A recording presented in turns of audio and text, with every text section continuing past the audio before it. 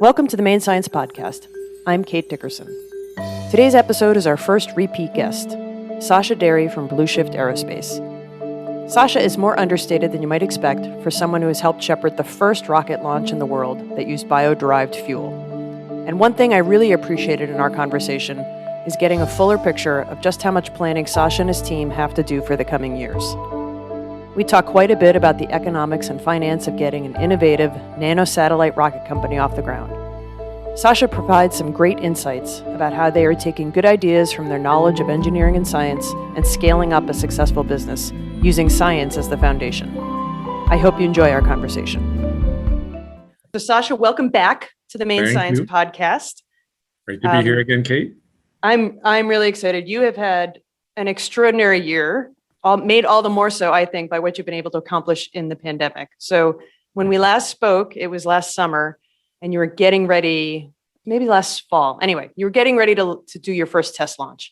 So at this point, I am literally just going to hand you the baton, and you tell me how that went, because I kind of know it from following it, but I think coming from you, it'll be a much better story. Yeah, it was. So we were supposed to launch in October. But like every rocket company, well, actually not every rocket company, because most rocket companies, when they first launch, they blow something up. We didn't do that. But like most rocket companies, things get delayed, there's complications, and we had plenty of them. There was lots of technical hurdles. There was also launch logistic hurdles that we had to overcome. But January 31st, we made history as the very first company in Maine and the world, which I did in two different sizes, to launch commercially a rocket using a bio-derived fuel. And we did it instead of doing it in a reasonable, cool day of fall. We did it in probably one of the coldest days in the northern reaches of Maine, in Limestone, Maine. Wonderful town. People really were very generous with us there. But it was minus 14 degrees Fahrenheit when we got up that morning. And one of the problems we had, which we'd already knew they were going to have, was that our computer, the rocket worked fine, but literally the laptops that was monitoring things and controlling things, we were outside all bundled up and ready to deal with it. The laptops would just shut down in the temperatures. So anyways, the short of it, we launched successfully. The launch parameters met everything we'd set out for. The customer payloads went up fine. We were able to retrieve them. The rocket almost landed. Couldn't have landed in probably a better location other than if it landed back on the rail itself. And we returned our payloads back to our three customers. And we live streamed the whole event. We had something like 5,000-6,000 people watching at one time. And they were from all over the world. I found out that there was, we've worked with folks from NASA's Marshall Space Flight Center, and I found out that one of the wives of one of the engineers that was helping us out was watching our launch, and that morning, so we launched. We had a failed launch due to weather. We weren't allowed to launch because the cloud cover was too low and too intense. So we had to delay it by, I think it was about 2 or 3 weeks. And the morning of the 31st, we go to launch, and the weather's all of a sudden looking bad. The weather forecaster told us that everything's going to be fine. You're going to be okay. And it was delayed. And then we went to go launch, and we had one of our valves depressurize. And so what you saw is like the ignition goes off, but the rocket goes nowhere. There's just like this lappy flame that kind of singes the bottom of the rocket. And what I heard was that the wife of this NASA Marshall Space Flight Center engineer guy, she broke down in tears when she saw that happen. And I gotta say, it was most sadistic like joy on my part. Like somebody cared that much for what we were doing that they cried. I don't really want people to have to cry, but it was really neat to see how many people were watching us. And we had lots of people from Latin America, and later we found out from Europe, and let alone all of the United States watching what this small Maine rocket company was up to. So, and then in the days that followed, 3 days that followed, I had an email every 8 minutes on average, I figured out, asking for people that wanted to invest in us. And we were firmly going down the sort of more traditional routes of fundraising and private capital. And, we received, I don't know, it was 500 emails or something like that. And people wanting to invest in us. So we went down a whole different route. We decided to go with down the route of crowd equity funding, where we sort of democratize who can invest in this small space startup. And we did that, and it's been sort of life-changing for us. We have tripled our engineering team. Most of them are in an office right next to mine right here. We moved to a hangar that can now fit our full construction of Starless Rogue, the full-size rocket, suborbital rocket. We just moved our test site a few weeks ago to the opposite side of Brunswick Landing, into a really secure location, the south end of the runway. We are scaling up the test stand to support an engine that's going to be 10 times as powerful as what we saw in January. I've been very actively working on trying to find a launch location on the down east coast of Maine. And we've had people coming out of the woods, quite literally and figuratively, and off the shoreline, reaching out to us to suggest locations we could go to. And the Maine Technology Institute has invested more money in us to push us forward. The Governor Mills, came and visited to do a big announcement of a potential bill for $80 million to go towards innovative new companies such as our own. They're doing R&D and sort of cutting edge research and developing new tech in Maine for, really good paying jobs in Maine. And we met, on the WeFunder, which is the platform we use for crowd equity funding. We met our minimum goal of $500,000 for investment. And we're shooting for the full $1 million for this round to fully fund the development and completion of our full-size Marvel rocket engine powered by a nearly carbon neutral bio-derived fuel.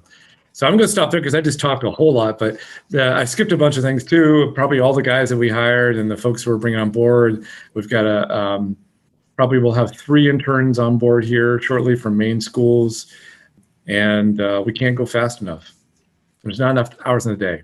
Well, I've been watching excitedly, from the background through this whole thing. The live stream was cold everywhere. Like, it was not just where you were in northern Maine. It was a brutal day, so I was kind of glad to be inside watching it. Yeah. And feeling for you guys. I found the crowdfunding really intriguing. And crowdfunding isn't the right phrase for it, except that it's crowdfunding equity. I'm compressing it. I know it's a relatively new tool for small companies and startups. I don't know of any other engineering or science-based company that has done it, which only means I don't know about it. I'm just curious if you know of any, and if not, what has it taken for you to decide that was the way to fund this, besides all of these folks reaching out to you? Yeah, so we were going to go down the route of getting angel investment.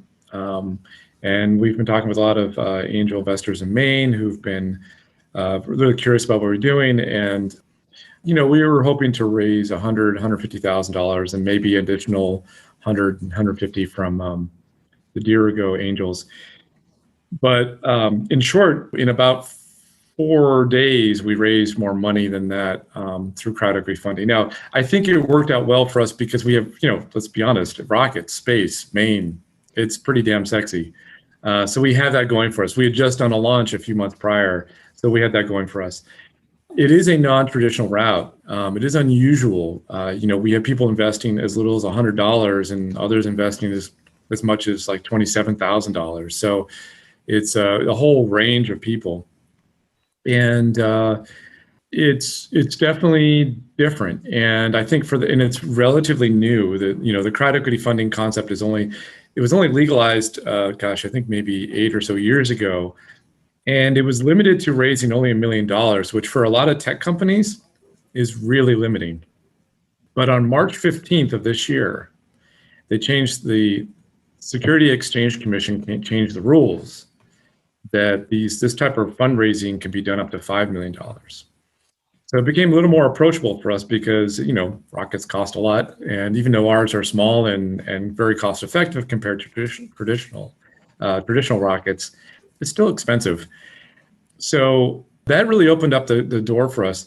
But I can say this much: I think that whoever you're talking to in terms of fundraising, we're all used to doing venture capital, angel investment, and we're also frequently told that what's normally going to happen is you're going to go down this route and you're going to have to sell off the company in a few years.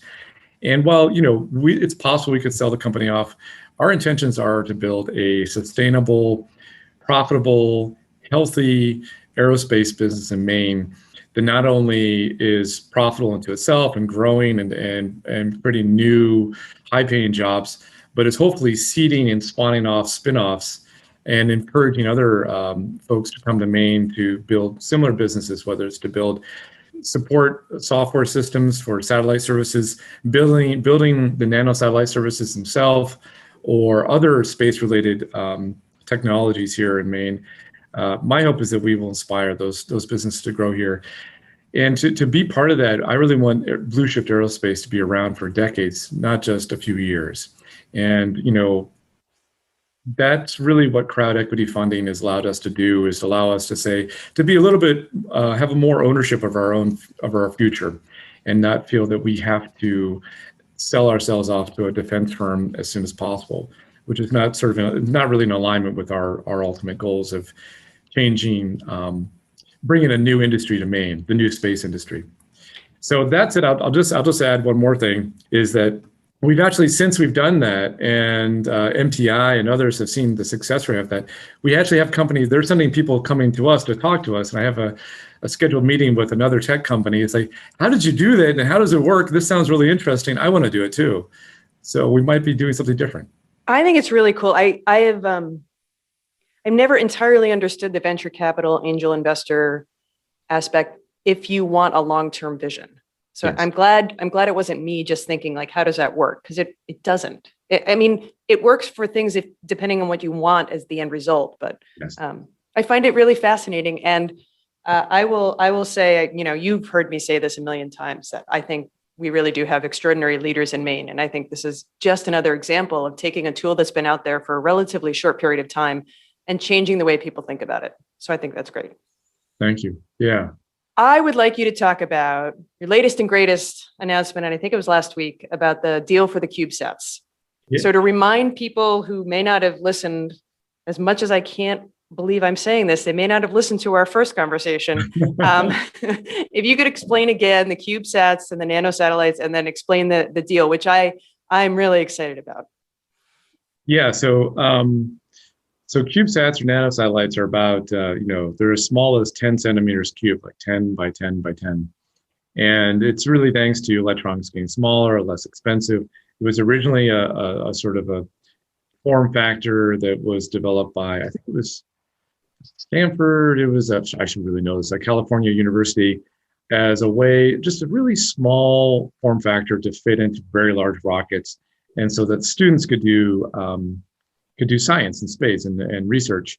And that was in the early 2000s. Of course, many of those people graduate from school, and then they start spawning their own companies. And now there's a whole slew of companies out there that are commercially launching these small CubeSats or nanosatellites, meaning really small satellites.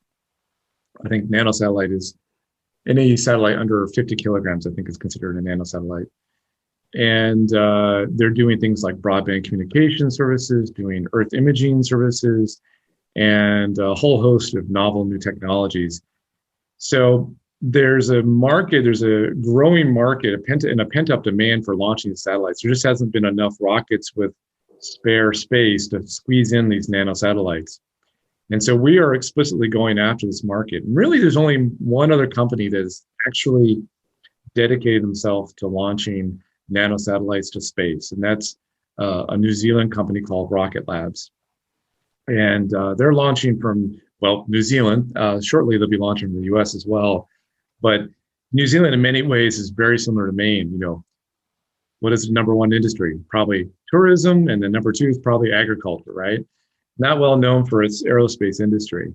And they had to develop their own spaceport. One thing they didn't have to do is develop their own space agency. So nanosatellites is a market, just the market to launch these satellites into into orbit is expected to be $69 billion over the next 10 years, just to launch it. So literally just what we do is $69 billion. And then the other key is what Maine is particularly well suited for. And that is because of our southern facing coastline, we can launch these satellites into what's called a polar orbit, where we launch it towards the South Pole, and then that comes up around the North Pole and cycles around and around and around. This type of orbit is particularly well suited for communication satellite, which is at least half the market, and communication satellites and Earth imaging satellites, which is probably about another third of the market.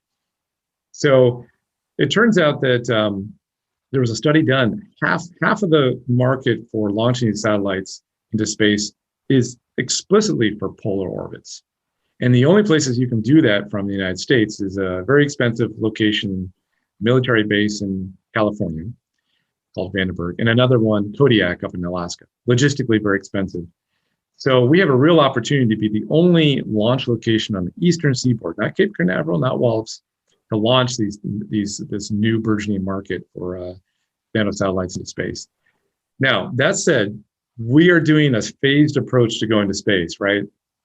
We're trying to get to the point where we're developing the market and our revenue as soon as possible, and doing it in a gradated fashion. So first, we're going to do suborbital launches. And what that means is we're going to be taking payloads up into space and bringing them back down. We'll provide them with like about 6 minutes of zero G time, exposure to space, and then bring it back, hopefully safely, back down to Earth, land in the ocean, and bring it back to our customers.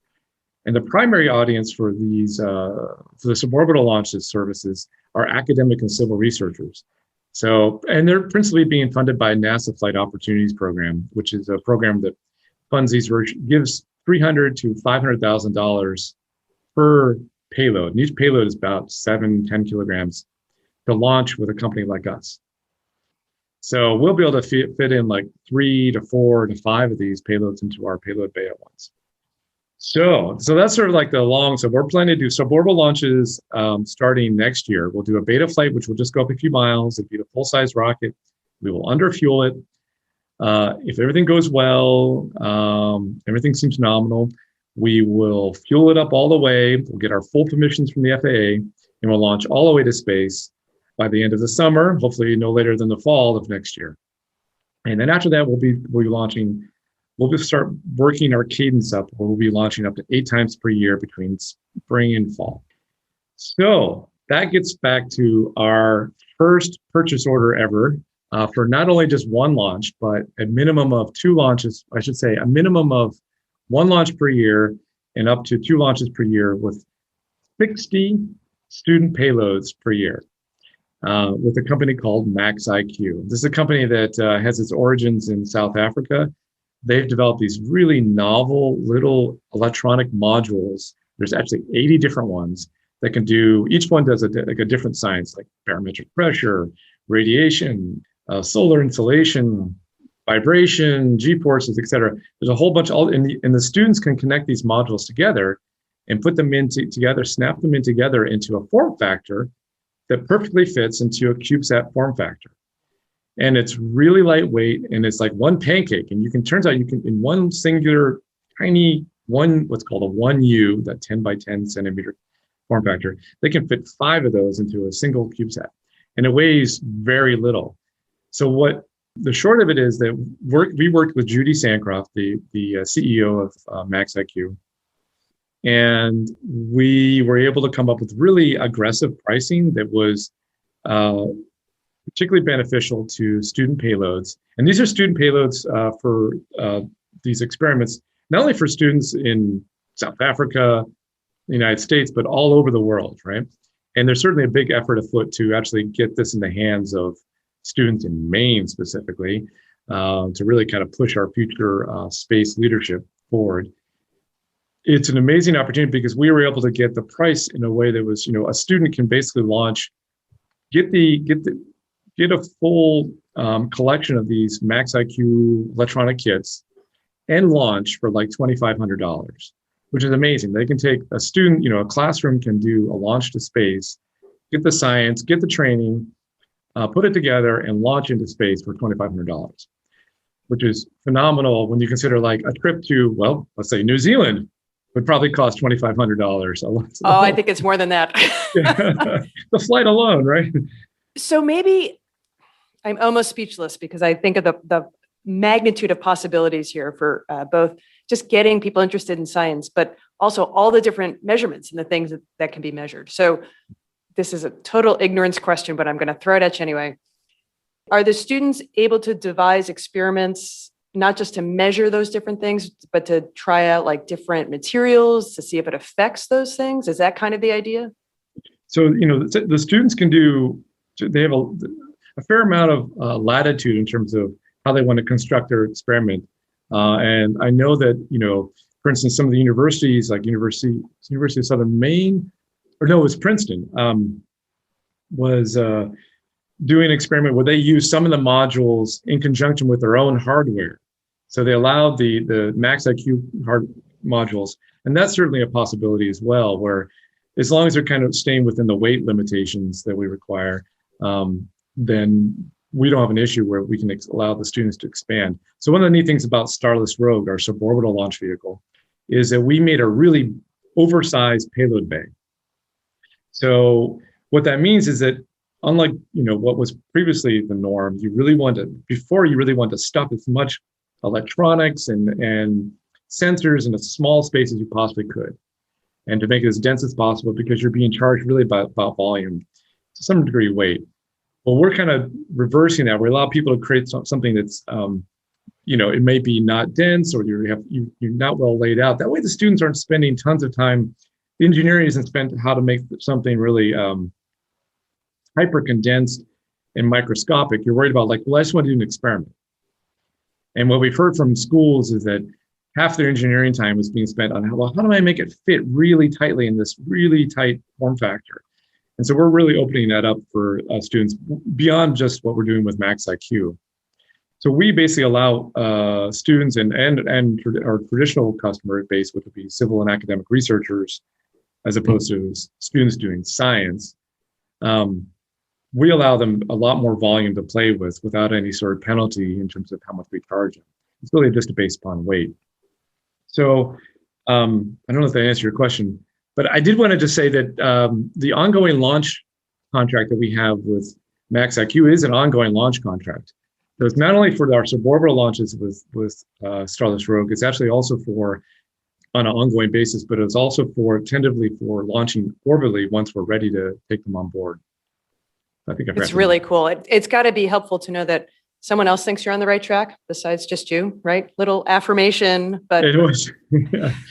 Well, I don't know if you heard when Judy spoke, but she was talking about how frustrated. I mean, she came to us originally how frustrated they were. I won't name the competitor, but I think it was maybe 5 years ago, they paid for a launch for the students in a CubeSat form factor to be launched 5 years ago, and it has yet to be launched. And this company is very much still in existence and is hitting the media, and they have still not been launched. So they really feel that they've constantly, their student payloads have been, if there's business class and first class and coach class, it's some classes beyond that they're getting in terms of service. And I think that's what's really neat is that, at Blue Shift, that is sort of our primary audience is servicing the academic and civil research crowd, but also the student, our future scientists, the student crowd, wanting to develop their knowledge and appreciation for what I call the STEM, the space STEM. So, well, I think what's really interesting and what I kind of see in the future is there's so many things we don't yet know about. When you guys launched in January, I remember asking you, I felt foolish after the fact, but not at the time. Like, well, what do you what's the experiment? And even the vibrations and the gravity impact and all of these things that, even though this has been going on for 50 something years, we still don't know on these micro levels, some of this information, all of which is a long-winded way to say, it seems to me just opening up this opportunity to start asking basic questions of what will happen. Who knows what's going to come from that? It's also like the data that so the kids would be, for this MaxIQ stuff, they collect the data, they save it on board, a little SD card. and then they can capture other outside. They will also have the ability, if they choose certain cars, to transmit it off board if they want to. The data turns out to be of value to us too, right? So, one thing that we really want to gain more and more knowledge and data, and we'll be gathering with our own sensors, but still it's good to have additional sensors on board. The vibration data is a great thing. That's one of the things we really need to dial in and know, how does the vibration stand, so that customers, as they're, the full commercial customers, as they're building things, they can test to the rigors of those vibrations that we expect to see on board. So, and it's going to be really interesting to see how that varies over time, varies over different seasons, wind conditions, aloft, how all that will change. So, yeah, I think there's a lot of, like you said, there's a lot of secondary benefits that we're not even considering, knockoff benefits. And I can say, at the very least, there's benefits for us, the fact that these students are doing an incredible array of sensors and data collection that hopefully they will share with us, their launch provider. So. It's really cool. So I'm going to make you talk a little bit about what the future is besides that. You said you're going to launch Starless Rogue next fall, hopefully at the latest. Then, and I'm not going to hold you to this, Sascha. I just want to, anything a rocket company says, you got to take with a grain of salt. And I've always appreciated that. Yeah. And then from that point, the one question I think everybody's excited about is, when is it actually going to be all the way into space? Yeah. So what would that take? And then kind of with that question, how do you see the size of your company expanding to meet those needs? Because I think I'm going to guess you have gaps in knowledge just by virtue of not everybody can know everything. Yep, absolutely. Yeah. So we probably need to double our team again by a year from now. So we will need to get about to 14 or 15 people about a year from now.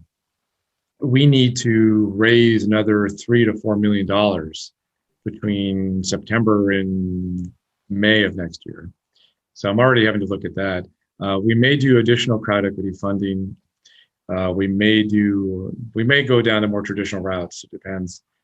The very first flight will be, Starless Rogue Beta, and that would only go up about, I think it's like 3 or 4 miles. Again, it's limited because we basically want to keep our rocket within a certain category, FAA category. So there's a lot of costs associated with the full flight commercial to space. Assuming that goes well, then we would launch all the way to space by hopefully no later than the fall of next year. So to answer your question, space, next year, space, all the way to space. And not only space, we'll be actually doing it we're doing it much higher than Blue Origin does it, or Virgin Galactic does it by a long margin, which is a real incredible value. What we've heard from, university researchers is that, they're paying big bucks for 0G time, exposure to space. And if we can literally double that time, it's an incredible game changer for them, because they're doing experiments they have to run in a very narrow window. And if we can double that window, albeit it's going from 3 minutes to 6 minutes, it means a lot to them. I don't know what it turns out to be, per second, but it's, probably it's thousands of dollars per second of 0G time and exposure to space. In short, we're looking to launch up to 8 times a year between spring and fall, within maybe about 3 to 4 years from next year. So we'll be increasing our cadence. We're doing suborbital launches twice a year, 4 times a year, and we're going to bring it up to about 8 times a year. And then by 2024, 2025, we'll have our first all the way to space orbital launch with Red Dwarf, which will be taking the nanosatellites into low Earth orbit. And again, our first market there will be academic and civil researcher customers.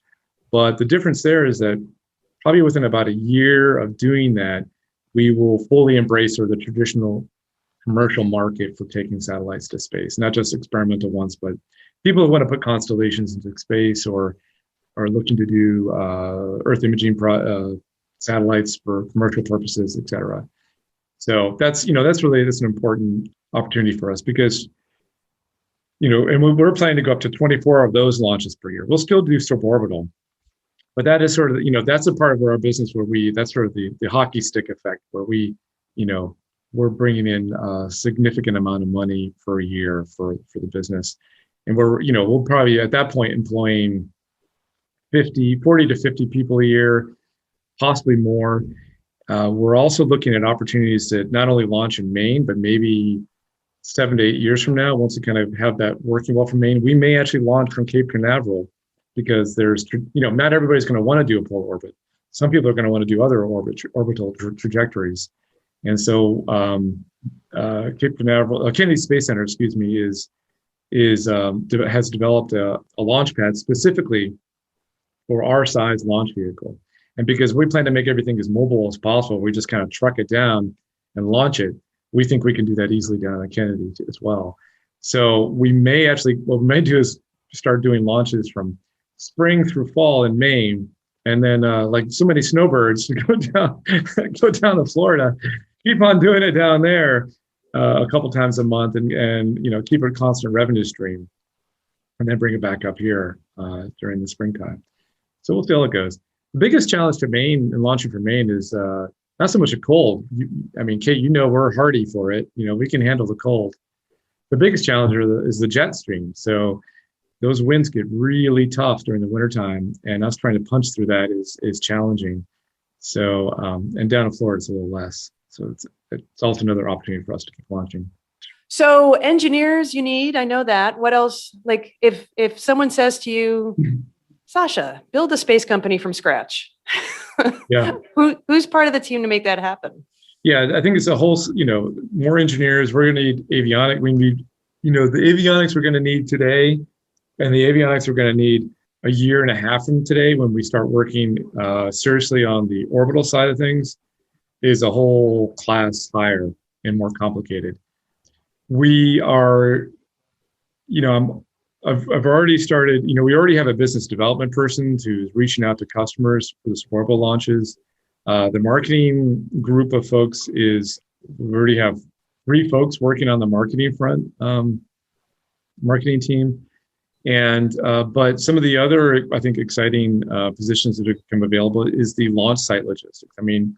When we start going from 1 to 2 launches per year to 8, and then, up to 24 on the orbital side, we need regular staff to kind of take in customers, help them prepare their payloads, integrate those payloads, prepare for launch. And I anticipate that'll happen in the Washington County area. And then, I expect there's going to be a fair amount of, I don't know the right word for it, but I think something around tourism staff, because I anticipate the amount of tourism that we're going to have is going to be significant, not only directly on, our grounds or our locations, but of course, well beyond, in other towns, because you're going to be able to see this from various peninsulas off of Maine, which I think is going to be really neat. And exciting, and draw in more interest, and draw in tourism in a part of the state where it doesn't get it. Once you go to Bar Harbor, tourism drops like a rock, right? They've been trying to get more tourism into Washington County for a long time. And I think this is bound to drive that up. So launch logistics, we're going to need more people helping us integrate the payloads and customer payloads into the spacecraft. We're going to need more additional customer service support people. And, one of the biggest ones is manufacturing. So our intentions are, if all goes well, we'll be doing lots of manufacturing right here in this hangar at Brunswick Landing, doing a lot more of it. And I got to say, I hope that the real estate crisis that's happening in the state and all over the country goes away, because it's already proven difficult. Like I literally have engineers who are trying to move closer to the office and can't, because real estate is, insane. So I don't know how that's going to impact us. I'm glad that we're not in Portland for that reason, as much as I love Portland. But I don't know, maybe we're going to have to manufacture elsewhere in the state where there's a little more real estate available and our employees can live. But for now, the intention is to do it here in Brunswick Landing, that's done so well by us. So I have 2 rocket related questions that I don't want to forget. Yeah. Number 1, if I remember correctly, the rockets are going to be reusable. Yes? Yes. Yeah. And how many times do you think you'll be able to use it before it just structurally won't work anymore? The truth is, we don't know. we're going to try it as much as we can. But I can tell you that in my business plan, I assume that a third of the time it's either going to like ditch into the ocean and we are unable to recover it, like it nosedives, the parachutes never deploy, takes a really hard dive in the drink, Davy Jones locker, I don't know, whatever. Or, something more catastrophic happens. Our fuel can't blow up, but our oxidizer is under a lot of pressure. Maybe it bursts and structurally damages too much, and we just have to rebuild the whole thing. So, we plan to lose a third of them. And for the first couple of years, and that goes down. So, of course, the business plan looks a lot better when you can recover more and more of them. Now, one thing that's important to take into account is that when we launch orbitally, we're talking about clusters of rocket engines. So Starless Rogue will have just one engine, but that one engine is the same one we'll use in Red Dwarf many times. The plans currently are is, Red Dwarf will have, its first stage will have 9 of those engines. The second stage, I think, had on the order of, I think it was 5. And then the last stage will just have 1 of those engines. So our plans are to recover the first stage set of engines. The second stage, I think, is sketchy as to whether we can actually get it back because it may be so far downrange that we can't get it. And then certainly the last stage, there's no way. It's gone. It's long gone. Yeah. All right. So I'm glad you mentioned the fuel because that was my other question. Are you, and that it doesn't blow up because that in and of itself is not what people think of with rocket fuel. And I'm not going to make you tell me the secret sauce because I know you won't. What I want to know is, the bio-derived part, are you at all concerned about making sure that you have enough access to what you need to make the fuel? Yes. Yeah. Okay. That's a challenge. I've been looking a bit at actually trying to get it all here in Maine. I don't think that's going to be feasible. I think what we're going to have to source it from all around. So I don't think there's going to be an issue for us in the short term, meaning the next 3 to 5 years. But, once we're starting to punch up to 24 launches on the orbital side with that many engines running, each one of those engines is burning through 800 pounds of fuel. And even though it's a solid fuel, and, that's a lot. So to source something that isn't traditionally a fuel from around the world is going to be, around the country is going to be a little bit of a challenge. So far, we did our first purchase order for a very large quantity of this fuel for our engine tests, which are about to begin here on Brunswick Landing. And there was no pushback like, oh, you bought us all out, we're out. Like, okay, that's good. So our fuel has a couple of different things, but it has like a lot of one thing in it. So so that's good to know. So yeah. Well, I'm intrigued. I wonder, I think any fuel can be in short supply, regardless of whether it's bio-derived or not, right? Yep. But I do wonder if people will be more inclined, I'm totally showing my biases here, more inclined to book with you because it's bio-derived and less of an impact on the environment. I think that is actually the case, particularly based upon the market they were going after, the academic and civil researcher market. And the students are, once again, I remember this is happening when I was coming through college. Once again, the fate of our globe is dependent upon young people. I think that's irresponsible on older people's, including myself, and say, "Oh, it's out of our hands." It's not out of our hands. We can do something about it today. But the weight is felt harder and heavier by younger folks. So. And you can see that in a younger population of kids that there is a greater percentage of them are more concerned about being more responsible for the earth. So yes, I think that is the case. And I think, at the college level, academic and researcher level, both the professors and the researchers also feel the weight of choosing something that's more earth friendly, more earth responsible.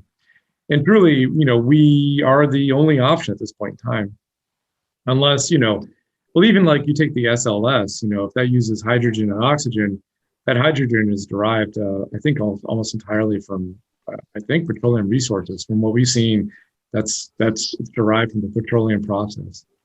I think that yes. And I think that it's probably not unlikely that a good percentage of our commercial customers will also choose be willing to even pay more if they needed to choose our launch services because it's environmentally responsible, Right. more environmentally responsible.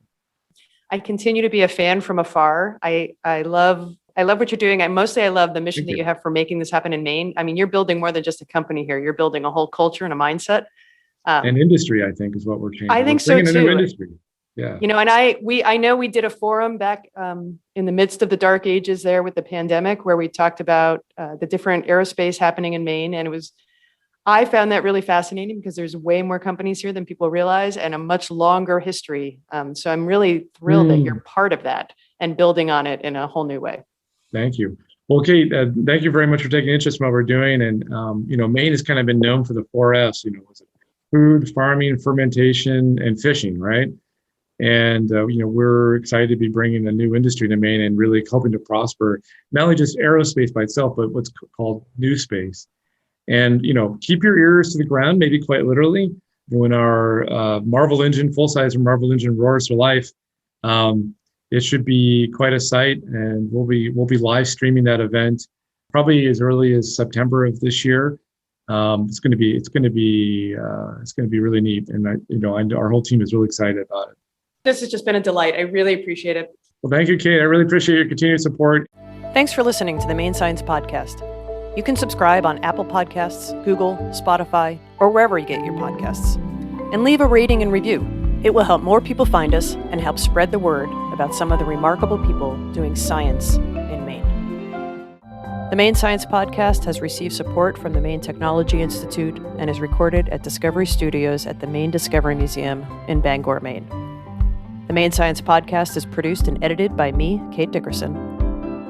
I receive production support from Miranda Bouchard and social media support from Next Media. The Discover Maine theme is composed and performed by Nick Parker.